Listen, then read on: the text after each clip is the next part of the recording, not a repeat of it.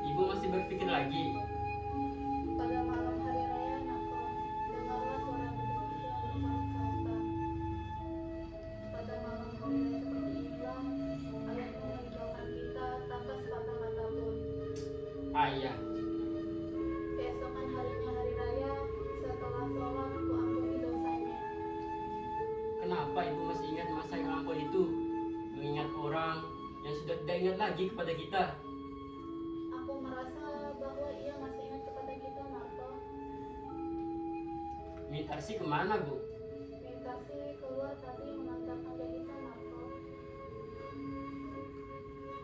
Untuk pernikahan Mintarsi nanti, 500.000 saja sudah cukup, Natal. Sesudah Mintarsi kawin nanti, datanglah giliranmu, Natal. Aku kawin, Bu. Belum bisa aku memikirkan kesenangan untuk diriku sendiri sekarang ini. Sebelum saudara-saudaraku senang dan ibu ikut mengucap kebahagiaan atas jerih payahku nanti. Maimun lambat benar pulang hari ini, Bu. Maimun selamat karena mungkin banyak pekerjaan yang harus dia kerjakannya. Karena katanya mungkin bulan depan ia akan naik gaji. Betul itu, Bu. Maimun memang pintar, otaknya encer, tapi karena kita tak punya uang, kita tak bisa membiayai sekolahnya lebih lanjut lagi. Tapi kalau ia mau bekerja keras, tentu ia akan menjadi orang berharga di masyarakat. Narto, siapa gadis yang sering kulihat bersepeda bersamamu? Ah, dia cuma teman sekerja, Bu. Tapi ibu rasa mungkin dia pantas untuk kau, Narto. Meskipun ibu rasa dia bukanlah orang rendah seperti kita derajatnya. Tapi kalau Ah. kau suka, Buat apa mikirkan kawin sekarang, Bu? Mungkin kalau 10 tahun lagi nanti kalau sudah beres. setelah Mintarsi kawin nanti, tibalah giliranmu, Narto. Kau kan lebih tua. Pada malam hari raya seperti ini, ayahmu meninggalkan kita. Sudahlah, Bu. Buat apa mengulang gaji lama?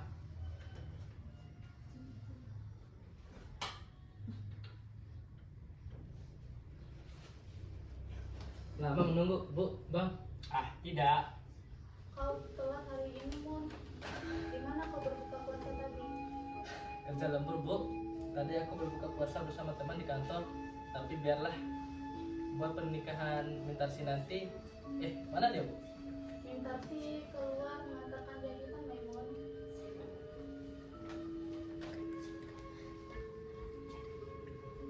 Bang, ada kabar aneh nih.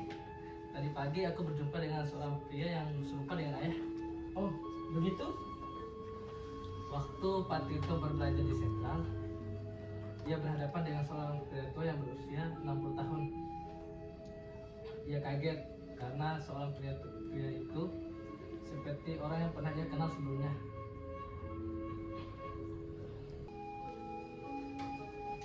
Assalamualaikum. Sudah berbuka puasa semuanya?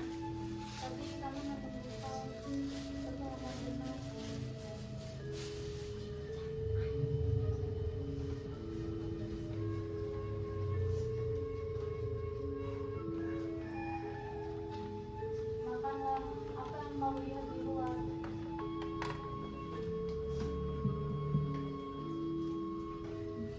Waktu saya lewat tadi, Bang Manto, dengarlah dulu.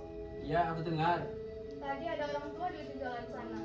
Dari jembatan melihat-lihat ke arah rumah kita. Nampaknya seperti seorang pengemis. Orang tua, bagaimana rupanya? Hari agak gelap, jadi tidak terlalu jelas kelihatannya.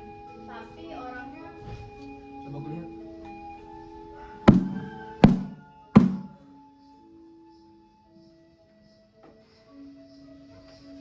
Ya, Pamun. Tidak ada orang kelihatannya. malam hari raya seperti ini. Ah, Bu. Lupakan sajalah apa yang sudah berlalu itu.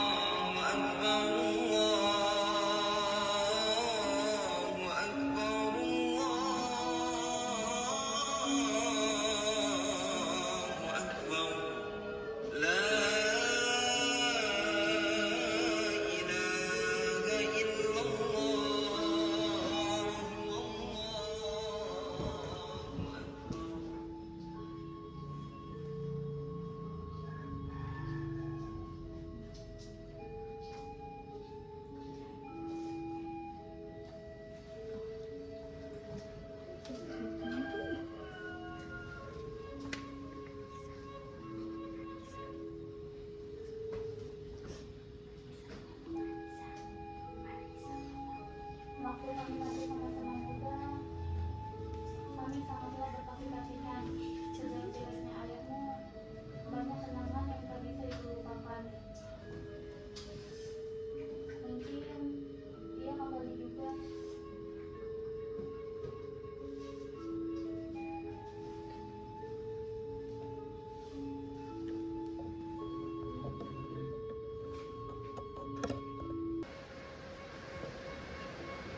Waktu kami masih sama-sama muda, kami sangatlah berkasih-kasihan. Sejelas-jelasnya ayahmu, banyak juga kenangan yang tak bisa ibu lupakan. Nah, mungkin dia kembali juga.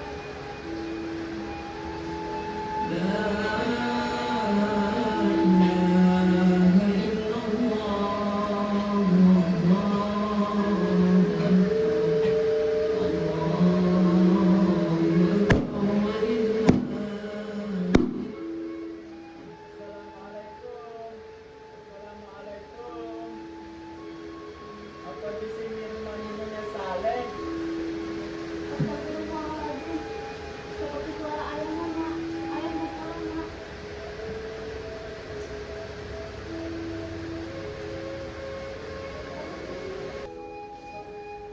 Tina, engkau Tina?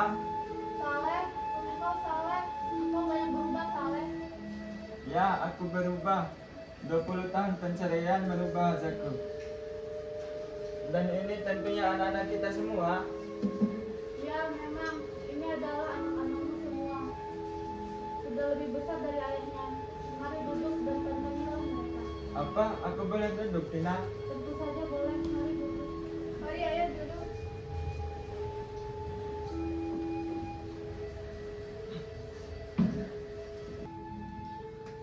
Ayah, aku Maimun. Maimun, engkau sudah besar sekarang. Nak, waktu aku pergi dulu, engkau masih kecil sekali. Kakimu masih lemah, belum dapat berdiri. Dan nona ini siapa? Saya minta sih ayah. Ya, Mintasih. Aku dengar dari jauh bahwa aku mendapat seseorang anak lagi, seorang putri. Engkau cantik, Mintasih, seperti ibumu di masa muda. Aku senang sekali, tak tahu apa yang harus kulakukan. Aku sendiri tidak tahu harus berbicara mulai dari mana. Anak-anak semuanya sudah besar seperti ini. Aku kira ini bahagia yang besar. Ya, rupanya anak-anak juga bisa besar, walaupun tidak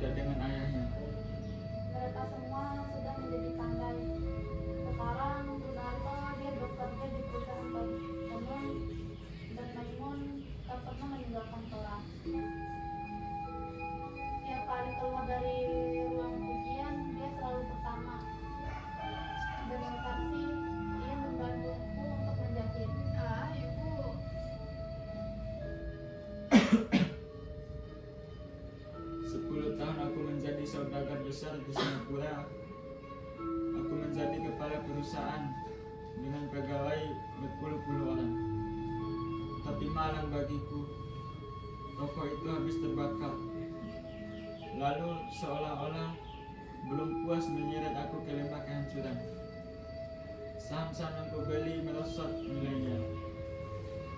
Sehabis perang ini, sementara aku sudah mulai tua, lalu tempat tinggalku, keluargaku, anak istriku tergambar kembali di depan mata dan jiwaku. Kalian seperti mengharapkan kasihku.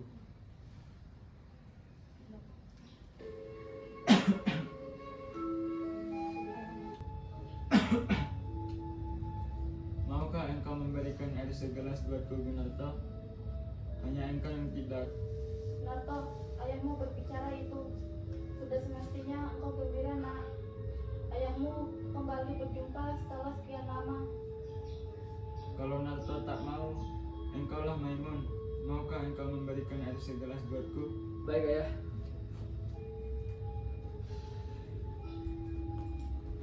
Maimun, kapan kamu punya seorang ayah? Gunarto, Kami tidak mempunyai ayah. Bu, kapan kami mempunyai seorang ayah? apa katamu itu, Gunarto? Kami tidak mempunyai seorang ayah, kataku. Jika kami punya seorang ayah, apa perlu kami membanting tulang selama ini menjadi budak orang? Waktu aku berumur 8 tahun, aku dan ibu hampir terjun ke dalam laut. Untung ibu cepat sadar. Dan jika kami mempunyai seorang ayah, apa perlu aku menjadi budak seorang orang waktu aku berumur 10 tahun? Kami tidak mempunyai seorang ayah. Jika kami punya seorang ayah, dan kau Maimun, lupakan engkau waktu kau menangis saat sekolah rendah dulu karena kau bersekolah menggunakan baju sederobek dan tambalan sana sini. Itu semua terjadi karena kami tidak punya seorang ayah. Jika kami punya seorang ayah, kenapa hidup kami melarat selama ini? Tapi Bang Narto, ibu saja sudah memaafkannya. Kenapa kita tidak? Ibu itu seorang perempuan. Waktu aku masih kecil, aku pernah menangis di bangkuan ibu karena lapar, dingin, dan penyakitan. Dan ibu selalu bilang, ini semua adalah kesalahan ayahmu. Ayahmu lah yang harus disalahkan. Lalu aku menjadi budak suruhan orang, dan ibu menjadi babu, mencuci pakaian kotor orang lain. Tapi aku berusaha sekeras mungkin. Aku akan buktikan kalau aku dapat memberi makan keluargaku. Aku berteriak pada dunia ini bahwa aku tidak butuh pertolongan orang lain. Tapi aku sanggup jadi orang berharga tanpa kasih sayang seorang ayah. Waktu aku berumur 18 tahun, tak lain yang ada di dalam ruang mataku hanyalah gambaran ayahku yang telah sesat. Ia pergi dengan perempuan lain yang kemudian membawanya ke dalam lembah kedurjanaan. Ia lupa kepada anaknya, istrinya, dan semua kewajibannya karena hawa nafsunya yang telah membawanya ke pintu neraka. Hutangnya yang dia tinggalkan kepada kita bertimbun-timbun sampai-sampai uang tabunganku yang disimpan oleh ibu dibawa lari olehnya. Jika kami punya seorang ayah, maka ayah itulah musuhku yang sebesar-besarnya. Gunarto, apa katamu itu?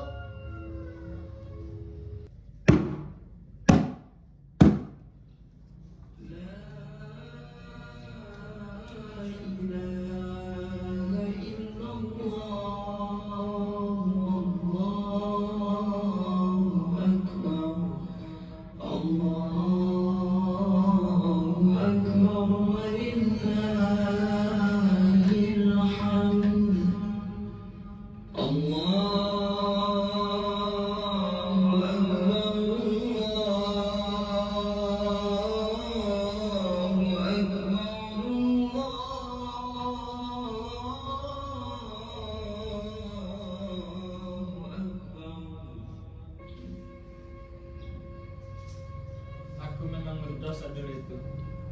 Aku mengaku, dan itulah sebabnya aku kembali pada hari ini. Pada hari itu aku untuk memperbaiki kesalahan dan dosaku.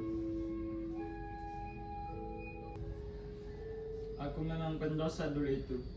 Aku mengaku, dan itulah sebabnya aku kembali pada hari ini, pada hari tuaku, untuk memperbaiki kesalahan dan dosaku. Baiklah, aku akan pergi, tapi kau harus tahu, Narto, bagaimana sedih rasa hatiku. Aku yang pernah dihormati, orang kaya yang memiliki uang berjuta-juta banyaknya, sekarang diusir sebagai pengemis oleh anak kandungnya sendiri. Tapi biarlah sedalam apapun aku terjerumus dan kesengsaraan, aku tidak akan mengganggu kalian lagi. Tunggu dulu ayah. Jika Bang Narto tidak mau menerima ayah, aku yang akan menerima ayah apapun yang akan terjadi. Maimun, aku pernah kau yang pertolongan dari orang tua seperti ini. Aku pernah menerima tamparan, pukulan, dan tenangan dari dia. Tapi sebiji darah pun tak pernah aku dapat apa-apa dari dia. Jangan begitu keras Bang Narto. Jangan kau membela dia. Ingat, siapa yang sudah membesarkan kau? Kau lupa? Akulah yang telah membiayaimu selama ini, dari penghasilanku sebagai kuli dan kacung suruhan. Ayahmu yang sebenar-benarnya adalah aku. Kau menyakiti hati ibu, Bang. Kau juga ikut bela-bela dia. Sedangkan untuk kau, aku yang bertindak menjadi ayahmu selama ini. Baiklah, jagalah orang tua ini. Jika kalian cinta kepada dia, mungkin kalian tidak merasakan pahit getirnya hidupku tanpa seorang ayah. Tapi demi kebahagiaan saudara-saudaraku, jangan sampai kalian menderita seperti aku ini. Aku mengerti, bagiku tidak ada jalan untuk kembali. Jika aku kembali, aku hanya mengganggu kedamaian dan kebahagiaan anakku saja. Biarlah aku pergi, inilah jalan yang terbaik. Tidak ada jalan untuk kembali. Ayah, tunggu. Apakah ayah sudah makan? Apakah ayah punya uang? Kemana ayah akan pergi sekarang?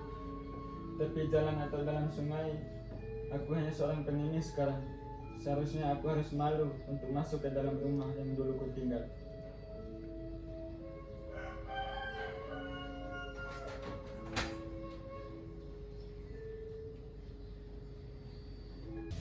Malam hari raya, dia pergi dan datang untuk pergi kembali. Seperti gelombang yang dimainkan oleh angin topan, demikianlah nasib Ibuna. Bang, tidak dapatkah abang memaafkan ayah? Besok sudah hari raya. Sudah seharusnya kita saling memaafkan. Abang tidak kasihan. Kemana jalan pergi setua itu? Tidak ada rasa belas kasihan, rasa tanggung jawab terhadap adik-adiknya yang tidak berayah lagi.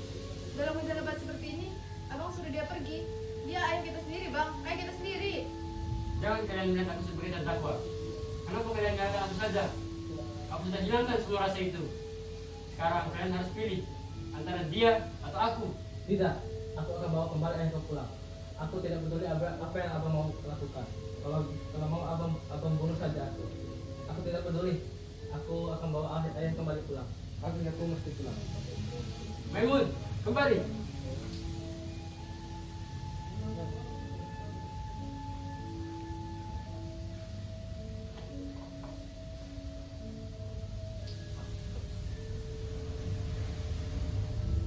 Mana ayah, bang? Mana ayahmu? Aku tidak tahu. Maimun, gimana kau dapatkan baju dan kopiah itu? Di bawah lampu dekat. Lalu ayah? Bagaimana dengan ayah?